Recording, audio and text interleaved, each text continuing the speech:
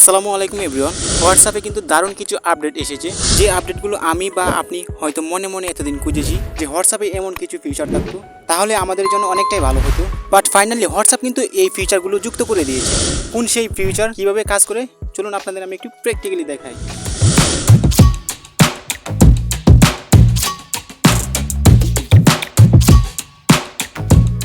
Okay guys, আমরা চলে আসলাম মূল কাজে। সো আপনারা হোয়াটসঅ্যাপ অ্যাকাউন্টে আপনারা যারা আপডেট দেন তারা গুগল প্লে স্টোর থেকে আপডেট দিয়ে তারপর অ্যাপটিকে ওপেন করুন।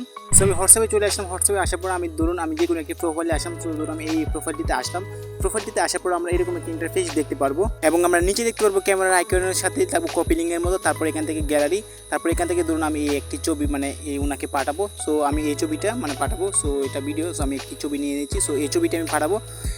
সো এই ছবিটা পাঠানোর জন্য আমি এই ছবিটার উপর একটি ক্লিক করে দেবো। ছবিটিতে ক্লিক করে দেওয়ার সাথে সাথে এরকম একটা ইন্টারফেস দেখতে পাবো। আমরা উপরে দেখতে পাবো এইচডি বলে একটি অপশন আমাদের সামনে যোগ হয়েছে। সো হোয়াটসঅ্যাপে আপডেট এসেছে। সো আমরা এইটার উপর একটি ক্লিক করে তারপর এখান থেকে নিচে দেখতে পারবো এইচডি কোয়ালিটি বলে একটি অপশন থাকবে। জাস্ট এই এইচডি কোয়ালিটির উপর একটি ক্লিক করে দিলে ছবিটা কিন্তু এইচডি কোয়ালিটিতে যেরকম থাকবে সেরকমভাবে কিন্তু ছবিটি ওনার কাছে পৌঁছে যাবে।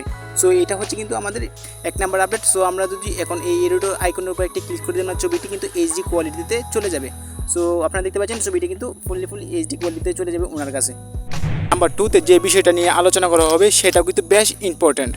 আপনি যদি কাউকে ভয়েস মেসেজ দিতে চান, এই যে এখানে দেখতে পাচ্ছেন মাইক্রোফোনের মতো একটি আইকন আছে, জাস্ট এটার উপর একটি ক্লিক করে কিন্তু আপনি ভয়েসটা রেকর্ড করে আপনি যে কাউকে পাঠিয়ে দিতে পারছেন।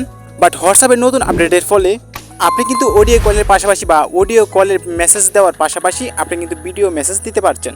সেই কাজটা করার জন্য আপনার এই মাইক্রো আইকনের উপর একটি ক্লিক করে দেবেন। ক্লিক করে দেওয়ার সাথে সাথে আপনার সামনে কিন্তু একটি ভিডিও আইকন চলে আসবে, কিন্তু এখানে আসে না। সেই কাজটা করার জন্য আপনারা কিন্তু সেটিং করে নিতে হবে।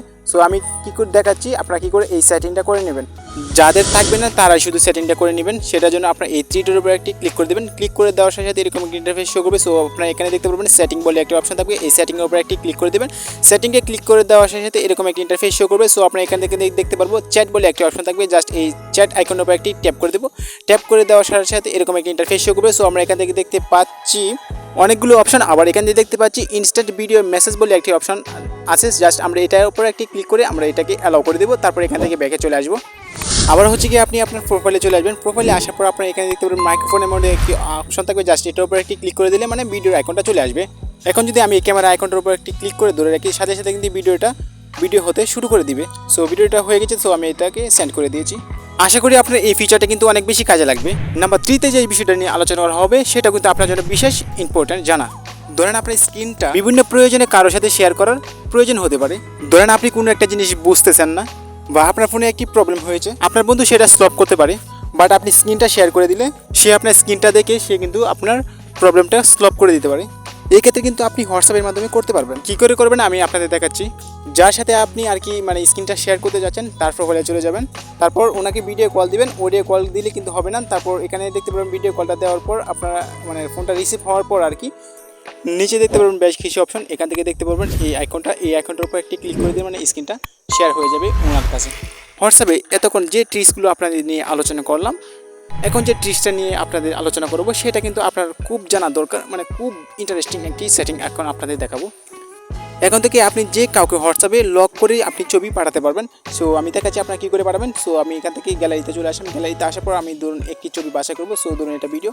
সো আমি এখান থেকে একটি ছবি বাছা করবো, সেটার উপর একটি ক্লিক করে দিলাম। ক্লিক করে দেওয়ার সাথে এরকম একটা ইন্টারফেস দেখতে পাবো। এখানে দেখতে পাচ্ছি আমরা অনেকগুলো অপশন। এখানে লেখা আছে যে অ্যাড এ ক্যাপশন, জাস্ট এটার উপর একটি ক্লিক করে আমরা এখানে দেখতে পাচ্ছি যে এক বলে একটি অপশন থাকবে, জাস্ট এই একের উপর একটি ক্লিক করে দিব। একের উপর ক্লিক করে দেওয়ার সাথে সাথে এরকম একটি ইন্টারফেস শো করবে। সো আমরা এখান থেকে দেখতে পাবো ওকে বলে একটা অপশন থাকবে, জাস্ট এটার উপর একটি ক্লিক করে দিলেই আমাদের এই এক অপশনটি এটার উপর কিন্তু লক হয়ে যাবে। লক হয়ে কিন্তু আমরা ছবিটাকে আপলোড করে দিয়েছি। সো উনি কিন্তু আপনার এই ছবিটা কিন্তু কোনোভাবে ডাউনলোড করতে পারবে না এবং কাউকে ফরওয়ার্ড করে দিতে পারবে না। হোয়াটসঅ্যাপে এই আপডেটটা আমার কাছে খুব ভালো লেগেছে। গাইস, হোয়াটসঅ্যাপের আপডেট নিয়ে এই ছিল মূলত আমাদের আজকের ভিডিওটি ভালো লাগলে অবশ্যই একটি লাইক করবেন। আজকের মতো আমি তৌহিদুল ইসলাম এখানে বিদায় নিচ্ছি। আল্লাহ হাফেজ।